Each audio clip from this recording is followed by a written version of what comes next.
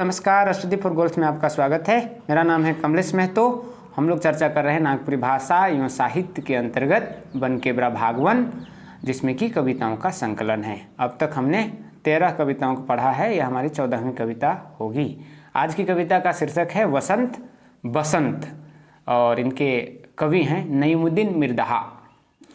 ये जो पूरी कविता है इसमें बसंत ऋतु में जो प्राकृतिक परिवर्तन होते हैं और बसंत ऋतु के बाद जो प्राकृतिक छटा हमारे समक्ष उपस्थित होता है उसका चित्रण है। बहुत ही मोहक और सुंदर चित्रण कवि नईमुद्दीन मिर्ज़ा ने की है। आप एक पूरा झलक देख पाएंगे बसंत ऋतु का, और न केवल बसंत ऋतु बल्कि उसके बाद भी जो परिवर्तन होते हैं प्रकृति में, और ख़ास करके यहाँ फूलों में जो सौंदर्य होता है और बाकी प्राकृतिक जो चीज़ें हैं उनमें जो परिवर्तन और सौंदर्यता हम देख पाते हैं, उसका चित्रण बहुत ही बढ़िया तरीके से नईमुद्दीन मिर्ज़ा ने की है। और ये पूरी कविता एक गायन शैली जैसा लग रहा है, पर पूरी लय बन नहीं पाई, अदरवाइज मैं इसको गा ही देता। फिर भी चलिए हम लोग इस कविता को समझने की कोशिश करते हैं और जानने की कोशिश करते हैं कि क्या चित्रण है। तो कविता है बसंत और कवि हैं नईमुद्दीन मिर्ज़ा। देखिए लिखा है, ए होरी पहुँचल बसंत ऋतु सुखद समीरे मंद मंद बहत आनंद विभोरे।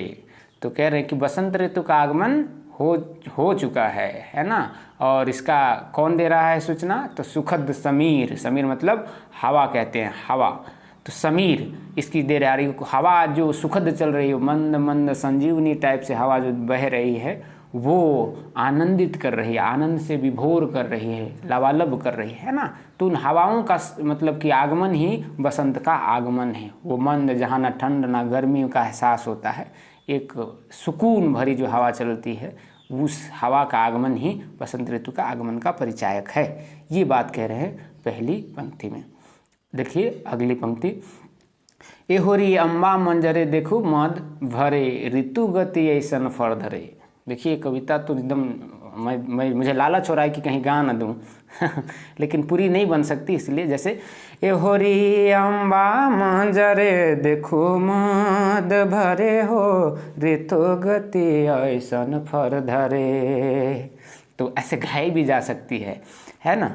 तो इसमें कह रहे हैं कि ए होरी ये संबोधन है और ये आम सबके लिए संबोधन है। तो अम्बा मंजरे देखो मद भरे हो, तो अम्बा के मंजर में भी अब मधु आ रहा है।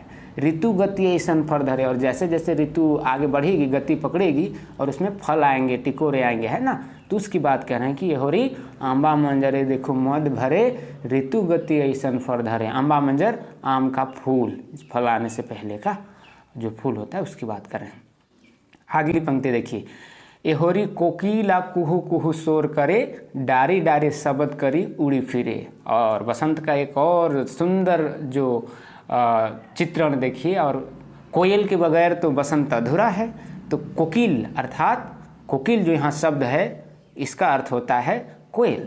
तो उसका कुहू कुहू का शोर और वो डारी डारी जो डाल डाल पर उड़ करके वो जो अपना मधुर गायन कर रही है, वो भी बसंत का परिचायक है, बसंत के आगमन का परिचायक है। ये होरी धधकी धवैया फूले बन भीतरे फूलल पलाश देखो लाल सगरे। तो देखियो धधकी धवैया ये सब फूलों के नाम हैं, और कहाँ फूल रहे हैं? ये जंगलों में। और फूलल पलाश देखो लाल सगरे, और पलाश का क्या कहना, वो भी चारों तरफ फूल गया है। सगरे मतलब होता है हर तरफ। तो पलाश का फूल लाल लाल हर तरफ खिला हुआ है, उसकी अपनी एक सुंदरता है, अपनी खूबसूरती है। तो ये फूलों के फूलने, और ख़ास करके यहाँ धधकी धवैया ये दो फूल हुए, और पलाश तो आप जानते हैं झारखंड का राजकीय पुष्प। ए होरी चंपा चमेली कर बात के करे बहल बतास जखन धम धम करे। और चंपा और चमेली फूलों का क्या कहने, इनकी बात कौन करे? जब जब बतास अर्थात हवा बहती है, बहल बतास, बतास मतलब होता है हवा, याद रखने, बतास हवा। तो जैसे जैसे जब जब हवा बहती है तो इनकी जो महक है वो मतलब कि चारों तरफ फैल रही, इसलिए धम धम करे, उसकी महक मतलब कि चारों तरफ फैल रही, ये बात। ए होरी जूही अलबेली फूल कचनारे सुगंध बेला हेना मह मह करे। और जूही अलबेली का फूल, फिर कचनार का फूल, इन सबों में जो सुगंध है और और हेना अर्थात मेहंदी, यहाँ पर एक शब्द है हेना, मेहंदी।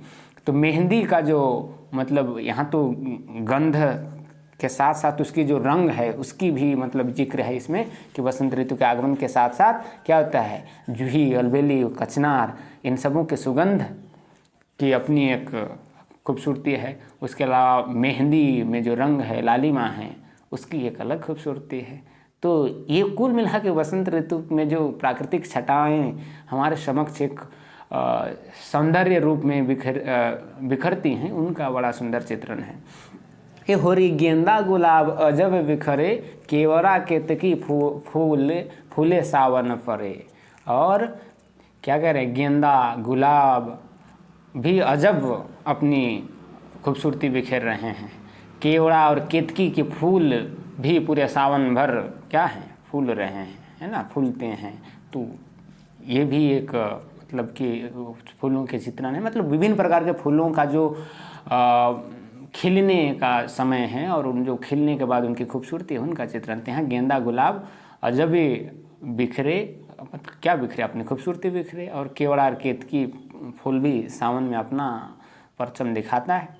ये होरी फूल झगराही से के नी डरे, रूप सुंदर लेकिन मन नहीं भरे। हाँ, यहाँ एक फूल झगराही फूल, इसको हम लोग गांव के तरफ थेथराही फूल भी कहते हैं। जनरली एक कथा है कि एक ऐसा हम लोगों की धारणा देखते हैं कि थेथराही फूल की तरफ मत जाना, कीड़ा रहता है, इसलिए उसके तरफ से कह रहे हैं कि के न डरे, से के नहीं डरे, रूप सुंदर लेकिन मन नहीं भरे, है ना। लेकिन रूप बहुत बढ़िया है और उसको देखते रह जाने का मन करता है, उसको मन नहीं भरता, लेकिन ये है कि उसकी तरफ जाने से सब डरता है, ये बात है। ये होरी गुलैची करमाइन भला के नहीं करे, विधि पूर्वक लई के पूजन करे। और गुलैची का जो फूल है उसका तो कौन इज्जत नहीं करता। माइन करना मतलब भला, माइन मतलब हो गया इज्जत या सम्मान, तो माइन के नहीं करे, कौन उसकी इज्जत नहीं करता। विधि पूर्वक लई के पूजन करे, और सब उसको विधि पूर्वक क्या करते हैं, लेके हम लोग पूजा में उसका इस्तेमाल करते हैं। ए होरी अड़हुल कनैली फूल बहुत सुंदरे, गंध में गंधराज नागेश्वरी। और अड़हुल कनैली फूल की सुंदरता की क्या बात करें, उनकी गंध क्या कहें, तो गंधों में उनकी गंध तो क्या कहें, गंधराज है वो, तो गंधों का राजा है, उनकी गंध बहुत अच्छी है, कहने का मतलब है गंधराज नागेश्वरी, तो उनकी गंध की कोई तुलना नहीं, गंध मतलब सबसे अच्छी गंध है, सुगंध है, ये बात है। तो अड़हुल कनेली फूल बहुत सुंदर है, गंध में गंधराज नागेश्वरी। तो यहाँ एक हो सकता है कि किसको गंधराज कहा गया है, तो अड़हुल कनेली को, है ना। देखो सवाल यही बन सकता है कि अड़हुल कनेली जो फूल है इन सबों को गंधराज कहा गया है। एहोरी डगर माली चिउरा और हर सिंगारे, फूलल मकचूंद फूल सरग परे। एहोरी डगर माली मतलब रास्ते पर, है ना, ये डगर कहते हैं ना, डगर रास्ता। एहोरी डगर माली चिउरा और हर सिंगारे, फूलल मकचूंद फूल सरग परे। ये भी कुछ फूलों के नाम हैं। तो कह रहे हैं कि जो चिउरा है वो पूरा रास्ते खिला हुआ है, चिउरा का फूल, हर सिंगारे, और ये क्या कर रहा है, पूरा सिंगार जैसा प्रतीत हो रहा है। फूलल मकचूंद फूल सरग परे, और मकचूंद का फूल हर तरफ खिला हुआ है, फुला हुआ है, एक स्वर्ग का आनंद दे रहा है। सरग परे, यहाँ हो सकता है कि स्वर्ग की भी बात हो रही हो, लेकिन सरग परे से मुझे ऐसा लग रहा है कि हर तरफ की बात की जा रही है, कि मकचूंद का फूल हर तरफ खिला हुआ है, फुला हुआ है। ये होरी सूरजमुखी रानी फूल और बौरे, फूलल कमल देखो जलो फरे। और सूरजमुखी रानी फूल और बौरे, ये भी फूलों के नाम हैं। फूलल कमल देखो जलो परे, और कमल का फूल भी जल के ऊपर फुला हुआ है ना। तो कोई फूल को कभी छोड़ नहीं रहा है। जितनी भी फूल खिलते हैं पर वसंत के आगमन के साथ और आगमन के बाद, उन सभी फूलों का एकदम सुंदर और विहंगम और गहन चित्रण है। ये होरी नरगिस टेसु और गुलमोहरे, गुलचिन फूले वसंत अवसरे। ये होरी नरगिस टेसु और गुलमोहरे, गुलचिन फूले वसंत अवसरे। और नरगिस टेसु और गुलमोहर, गुलचिन, ये सब फूल कब खुलते हैं? बसंत के ही मौसम में, बसंत के ही ऋतु में। ए होरी फूलल कपास देखो बास न करे, अमीर गरीब तेऊ व्यवहार करे। अब देखिए कपास भी उसी मौसम में खिलता है, इसमें कोई शक नहीं, कोई बात नहीं कि ये गंध नहीं देती, इसमें वो सुगंध नहीं होती, लेकिन हम कपड़े के रूप में कपास से जो कपड़ा बनाई जाती है उसको तो सब इस्तेमाल करते हैं, अमीर गरीब सब। इसलिए कह रहा कि होरी फूलल कपास देखो बास न करे, अमीर गरीब ते व्यवहार करे। ए होरी नाना कुसुम फूल चहूँ और वर्णन के करी होई थोरे। यहाँ कुसुम के जगह में मेरे ख्याल से किसिम होना चाहिए। नाना किसिम फूले चहूँ और वर्णन के करी होई थोरे। कह रहे हैं कि ये होरी नाना किस्म का मतलब विभिन्न प्रकार का है ना, नाना किस्म विभिन्न प्रकार के फूल चारों ओर खिली हुई हैं। जितना वर्णन करेंगे उतना ही कम होगा। वर्णन के करी, वर्णन कौन करेगा? जितना कीजिए उतना कम है ना। तो इसकी बात करें कि नाना किस्म के फूल चारों तरफ खिले हुए, उनकी वर्णन जितना करें उतना कम होगा।